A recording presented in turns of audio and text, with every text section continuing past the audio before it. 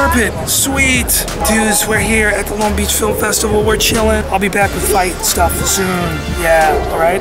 Pretty cool. We're here to watch movies, right, babe? Yeah. Yeah. You might. I haven't put out a video for you guys in a while. You're probably all mad and you're probably unsubscribing. But don't forget, Toxic Channel. What's up, dudes? It's been a little bit.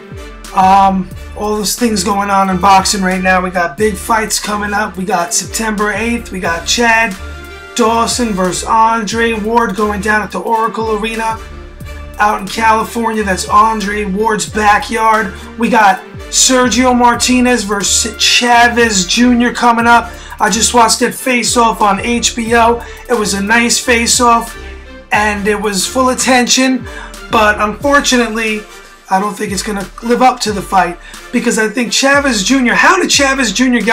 How did he even get here? I made the prediction already, but it's kind of pissing me off. I'm still mad from the Pacquiao-Bradley robbery, and in all my years of watching boxing, that was like the straw that broke the camel's back, cliche saying, but that was it. I'm really mad about that still, and I don't like paying and shelling out big money for fights in a tough economy where I'm getting robbed. And I ask myself, what is going on here? You got Chavez Jr. who fought Andy Lee. It's harsh, but I'm a true, real boxing fan, and you got to say it like it is. I always said Andy Lee was a bum. Emmanuel Stewart, I don't know what kind of drugs he's on. Maybe he's senile, and maybe he just fell in love with the kid. They say never fall in love with a fighter, but I said Andy Lee would never, ever be a champion. He was knocked off and exposed a couple years ago on ESPN 2, and that's right where I believe Chavez Jr. should be fighting Andy Lee for that main event, and it happened on a big stage on HBO. And now we got Sergio Martinez, pound for pound, arguably one of the best in the world, fighting Chavez Jr., who never had an amateur record, whose record is just a big pillowcase for nobodies. Sorry, and I love Mexican fighters. His dad was awesome. He was the man, all right? So there's nothing to do with, I have no bias here with any of this. I just like a fighter, I watch the fights and I try to get into it, and I'm just a fan. So Chavez Jr. 146, 32 KOs, lost 0 fights. He's a big, giant middleweight. He weighs in heavy. He's 6 foot tall. He's fighting Sergio Martinez. I went over this already.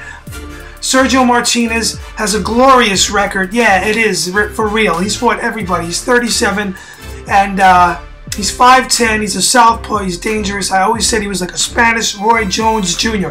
I said that going in before he got super famous, before he even became mainstream. I even said it on this channel. If you go to the Paul Williams versus Sergio Martinez fight, which I predicted right, and I thought I was wrong, but I was right.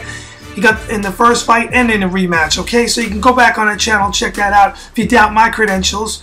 But a lot of these so-called boxing experts, they're not really experts. They're just guys that get checks. They're writers. They write well, and they chase the fights. They like the fight game, and they make their money, and that's what they do. But a lot of them don't know jack shit about boxing, really. Consistently, they pick fights wrong, and they always run that save face excuse. Oh, I think Hopkins is going to win with my heart, but my head says Chad Dawson. You know, excuses like that.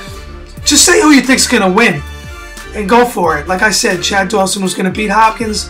But you go back to Sergio Martinez here, you look through his record. Kelly Pavlik exposed him, beat him up. Paul Williams, you know what happened in the rematch. KO'd Paul Williams. Hope Williams get better. He was paralyzed in a biking accident. I'm sure you heard about that because you're a boxing fan. His last fight, he's been knocking everybody out. Sergio Martinez is going here against a big guy in Chavez Jr. I think if he fought a heavyweight version of Chavez Jr., he'd still win. I think that if he turns 40 and their prayers come true, 37 years old, and he just ages that night, I think he'd still probably beat Chavez Jr. in an ugly fight. I think if Chavez Jr. wins on the cards, it's a payoff. I think boxing's a scam. A lot of it's a sham, and it's really sad. And I never thought I'd be saying this, but it's finally come to that. Somebody was just talking about that on my one of the comments on this channel. Like, this is all a setup. He's gonna fight Sal Alvarez, Chavez Jr. But guys, I gotta tell you, I really think that Chavez Jr. is just a hype paper champion, a hype machine because of the dad's name.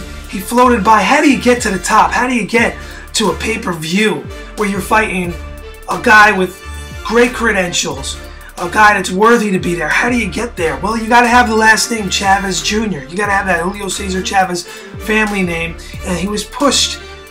Credit to the promoters the way they did this. Chavez Jr. He beat up an older Peter Manfredo Jr. TKO in 5. He was much bigger. Marco Antonio Rubio, unanimous decision, 12-round decision. Andy Lee had problems early against Andy Lee.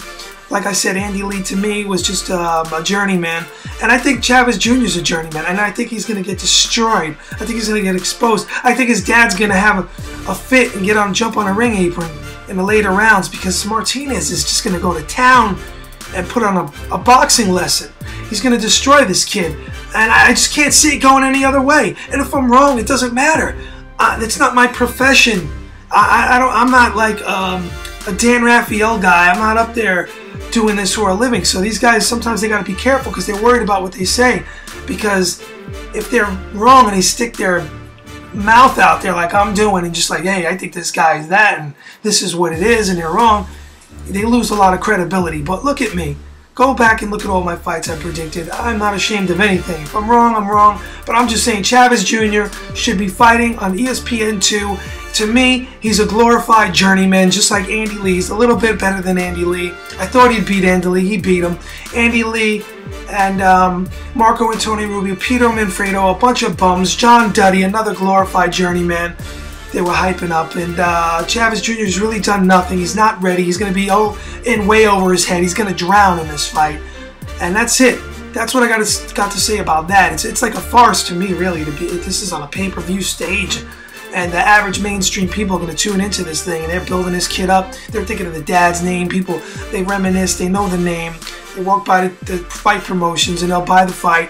Whatever. Sergio Martinez Jr. deserves all the accolades going into this fight because he's proved himself. Chavez Jr., like I said, I just see a slow plodding. He's not athletic at all. He's going to work super hard to get where he's at, yeah. But he really didn't work by fighting top guys. So you're going to see him. We should see him exposed, outclassed, and that's it. So guys, I'm going to take off right now. And if you like what you hear, subscribe because there will be more. I don't know what footage I ended up putting this over, but I hope you enjoyed it. I'm always filming things, and I think it's more interesting to see footage and vlog type situations when you're hearing about boxing and you're looking at a screen than just me and my head going up and down. And if you don't like what you see, you can always just listen. And thanks, guys. Thanks for watching. All right, dudes. I'll be back soon, and peace, everybody. Have a great day or night wherever you're listening. Be good.